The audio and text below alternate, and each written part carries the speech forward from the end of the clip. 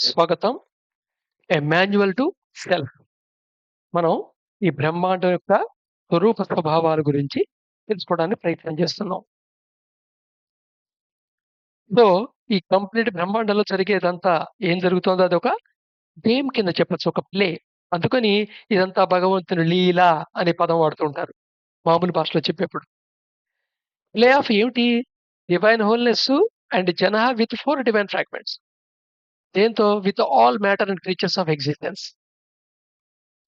So, ఇక్కడ creation, existence అనేవి బ్రహ్మాండంలో ఉండే 2 భాగాలు. ఓ రకంగా ఇది కంటిన్యూటీ ఆఫ్ సత్యమే. కానీ అక్కడ అనువర్తింపగలిగే, గవర్న్ చేయగలిగే నియమాలు వేరుగా ఉండటం వల్ల, మనం వేరే వేరే జోన్‌లుగా పేర్కొన్నాం. మనం కొన్ని లక్షణాలను బట్టి క్లాసిఫై చేసి వేరుగా గుర్తించి చదువుతాం. యాస్ ఎ హోల్ అర్థం చేసుకుంటూ ఉండాలి. ఇండివిడ్యుయల్‌గా డీటెయిల్‌గా చదువుతూ ఉండాలి. అదనమాట. సో, ఈ క్రియేషన్‌కి గాడ్ హెడ్ ఎవరని చెప్పొచ్చు? Divine wholeness. అలాగే ఎక్సిస్టెన్స్ గాడ్ హెడ్ ఎవరని చెప్పొచ్చు? Universal divine mind. ఈ క్రియేషన్ అంతా ఏ ప్లేన్‌లో ఉంటుంది? ట్రాన్సెండెంట్ ప్లేన్ అది. అంటే అతీతమైంది. అతీతం అంటే అర్థం ఏంటంటే భాషతో వ్యక్తం పరచలేనిది అని అర్థం. అతి వాగ్భావిత. అంటే మనం ఇమాజిన్ కూడా చేయలేమట. దాన్ని థింక్ కూడా చేయలేమనమాట. సుప్రీన్షియల్ సెల్ఫ్ ఇక్కడ ఎలా ఉంటుంది పరమసత్యం? ఇన్వర్డ్‌గా ఉంటుంది. ఫ్రాగ్మెంట్స్ హై స్పెక్ట్రమ్ అని చెప్పొచ్చు. అదే ఎక్సిస్టెన్స్ అనేది ఫినామినల్ ప్లేన్. ఇక్కడ ఈ కండిషన్‌లో ఇలా జరుగుతుంది. ఇలా జరగటానికి కారణం ఈ కండిషన్‌లు అని ఫినామినా రూపంగా ఎక్స్‌ప్లెయిన్ చేయొచ్చు. ఇక్కడ భాష ఫినామినల్ ప్లేన్‌లో భాషతో ఏదైనా చెప్పొచ్చు. సుప్రీం సెల్ఫ్ ఇక్కడ ఔట్‌వర్డ్‌గా డ్వెల్ అవుతుంటుంది. ఫ్రాగ్మెంట్స్ ఆఫ్ లో స్పెక్ట్రమ్ ఇక్కడున్నాయి. ఈ రెండిటికి మధ్య ఒక బారియర్ ఉంటుంది. ఆ బారియర్‌ని మనం రింగ్ పాస్ నాట్ లేదా మహా రీజియన్ అంటాం. ఈ మహా రీజియన్ గురించి తర్వాత తర్వాత ఇంకా డీటెయిల్‌గా వస్తుంది. ఈ సటిల్ డిఫరెన్స్ ఉంది గదా! Subtle difference. దేనికి మధ్య? క్రియేషన్‌కి, ఎక్సిస్టెన్స్‌కి. అది ఆ డిఫరెన్స్ చాలా వైటల్. చాలా పెద్దది. ముఖ్యమైనది. అండ్ ఆల్‌మోస్ట్ ప్రాణానికి సమానమైంది. ప్రాణ సమానం. ఆ డిఫరెన్సు. అండ్ చాలా పెద్దది. Immense difference. కానీ దాన్ని అర్థం చేసుకోవటం చాలా ఇంపార్టెంట్. దాన్ని కరెక్ట్‌గా అర్థం చేసుకుంటే one who grasps this idea is free from all bondage for all time. మొత్తం మీద కంప్లీట్ బాండేజ్ నుండి ఫ్రీ అయిపోతాడన్నమాట వాడు.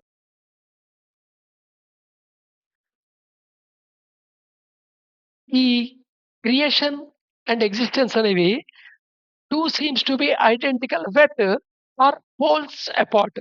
చూడటానికి 2 ఒకే రకంగా అనిపిస్తూ ఉంటాయి. ఎందుకంటే 2 ఏర్పడింది మానిఫెస్టేషన్ ద్వారా ఏర్పడ్డాయి. ఏ మానిఫెస్టేషను? సత్య యొక్క మానిఫెస్టేషనే. But poles apart. కానీ వాటికి ధ్రువాలకున్నంత వ్యత్యాసం గూడా ఉంది. But like all poles have some common factors. అయితే అన్ని పోల్స్ లాగానే కొన్ని కామన్ ఫ్యాక్టర్స్ కూడా ఉన్నాయి. సో, ఈ కామన్ ఫ్యాక్టర్స్ అండ్ రెండిటికి ఉన్న అపార్ట్‌నెస్ ఒక డిఫరెన్సు, ఆ సటిల్‌కి, గ్రాస్‌కి ఉన్న డిఫరెన్సు గ్రాస్ప్ చేస్తేనే ఈ ఐడియా మొత్తాన్ని ఓవరాల్‌గా గ్రాస్ప్ చేస్తేనే almost all you are free from bondage of for all time.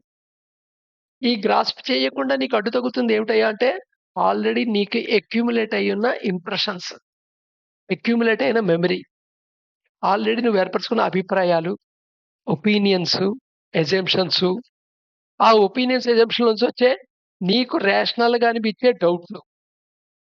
మన డౌట్ మనకి రేషనల్‌గా ఉంటుంది. అది ఎంత ఇర్రేషనలో విజ్డమ్ వచ్చాక తెలుస్తుంది. ఏంటి ఆ డౌట్ నాకెందుకొచ్చిందని. సో, విజ్డమ్ వచ్చేదాకా ఇగ్నోరెన్స్ ఉంటుంది. ఇగ్నోరెన్స్ కూడా ఓ రకమైన నాలెడ్జే. విజ్డము నాలెడ్జే, ఇగ్నోరెన్సు నాలెడ్జే. అయితే పర్ఫెక్షన్ డైరెక్షన్‌లో లేని నాలెడ్జి ఇగ్నోరెన్స్ అంటాం. పర్ఫెక్షన్ వైపుకి తీసుకెళ్ళేదాన్ని విజ్డమ్ అంటాం. So, there is a self, there is a non self. Self referring to the creation constituents. Non self referring to the existence constituents. But there is a relation to them. ఈ రెంటి మధ్య relation ఉంది. ఎందుకంటే it is a continuous spectrum. అవిచ్ఛిన్న వర్ణపటం లాంటిదది. అవిచ్ఛిన్న వర్ణపటంలో almost all ఆ! గామా రేస్ దగ్గర నుండి రేడియో వేవ్స్ దాకా లైన్‌లో అన్ని ఫ్రీక్వెన్సీలుంటాయి. ఎక్కడ ఈ ఫ్రీక్వెన్సీ ఈ ఫ్రీక్వెన్సీ ఇక్కడ నుండి స్టార్ట్ అని చెప్పలేము. ఒకే ఒక రేంజ్ చెప్తుంటాం. ఈ రేంజ్ నుండి ఈ రేంజ్ దాకా మైక్రోవేవ్స్, ఈ రేంజ్ నుండి ఈ రేంజ్ దాకా అల్ట్రా వయలెట్ ఇలా రేంజ్ చెప్తుంటాం. కానీ యాక్చువల్‌గా కరెక్ట్‌గా వెల్ డిఫైన్డ్ లైన్ ఉండదు రెంటి మధ్య బోర్డర్. అలాంటి దాన్ని కంటిన్యూయస్ అంటాం. అలాగా సెల్ఫ్ నుండి అన్‌సెల్ఫ్ అంతా మొత్తం ఒక కంటిన్యూయస్ అన్నమాట. కంటిన్యూయస్ స్పెక్ట్రమ్ అన్నమాట. ఇప్పుడు విబ్జిఆర్‌లో ఈ ఇంద్రధనుస్సులో 7 రంగులు కనపడతాయి. కానీ ఒక రంగులో ఇంకో రంగు పర్కులేట్ అయిపోయి ఉంటుంది. ఒక రంగులో ఓ రంగు మిళితమై ఉంటుంది. అందుకని వెల్ డిఫైన్డ్‌గా గీతలు కొట్టి 7 గీతలు కొట్టి ఒక్కొక్క భాగంలో ఒక్కొక్క రంగు ప్యాచ్ వర్క్ చేసినట్టు ఉండదు. మన డ్రాయింగ్‌లో బొమ్మ గీసినట్టు. అలాంటి దాన్ని అవిచ్ఛిన్న వర్ణపటం అంటాం. సో, ఈ సెల్ఫ్ నుండి నాన్ సెల్ఫ్ కూడా మొత్తం ఒక అవిచ్ఛిన్న వర్ణపటం అన్నమాట. అయితే ఈ రెండిటి మధ్య రిలేషన్ ఉందన్నమాట. సెల్ఫ్‌ని నాన్ సెల్ఫ్‌తో కంపేర్ చేసిన మటుకు మనకి పోల్స్ అపార్ట్‌గా అనిపిస్తుంటాయి. సో, ఈ రెండిట్లో ఉన్న డ్యుయాలిటీని అర్థం చేసుకోవాలి. కానీ అవి 2 అనుకోని ఫీల్ అయితే డ్యుయాలిజంలోకెళ్ళిపోతాం. అదే అన్నమాట. 2 విడిగా ఫీల్ అయితే ద్వైతము. ఈ 2 విడిగా కనబడుతున్నాయి కానీ ఒకటే అనుకుంటే అద్వైతము. ఈ రెండిటి మధ్య రిలేషన్ గూడా నీకర్థమైతే విశిష్టాద్వైతం.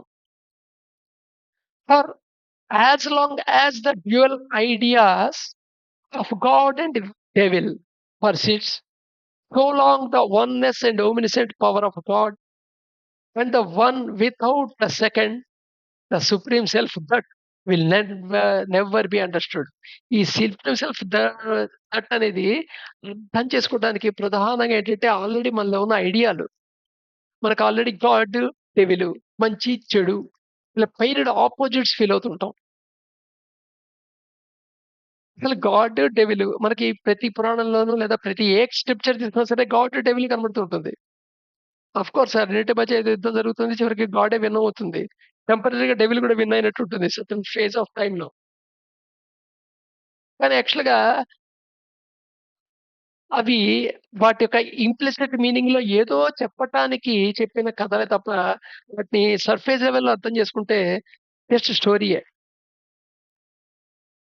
అలాగే అనిపిస్తూ ఉంటుంది.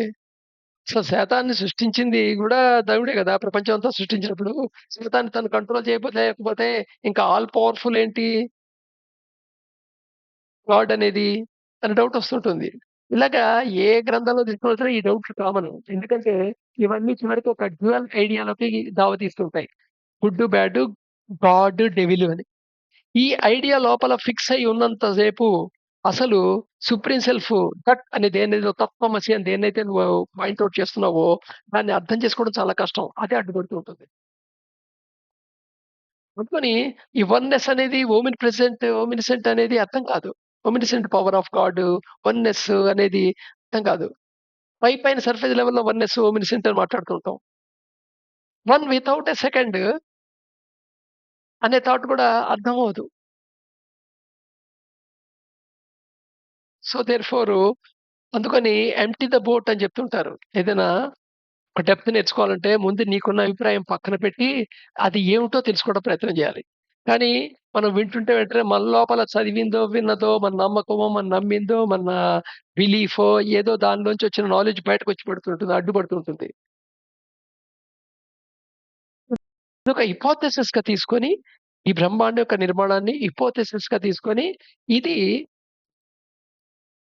అన్నిటికి ఆన్సర్ చెప్పగలుగుతోందా లేదా ఈ మోడల్‌ని చూడండి.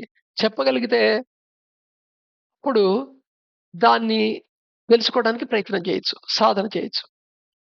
ఆ సాధన ఏంటి అనేది తర్వాత చూద్దాం. So, there is a self and there is a non self and there is a relation between them.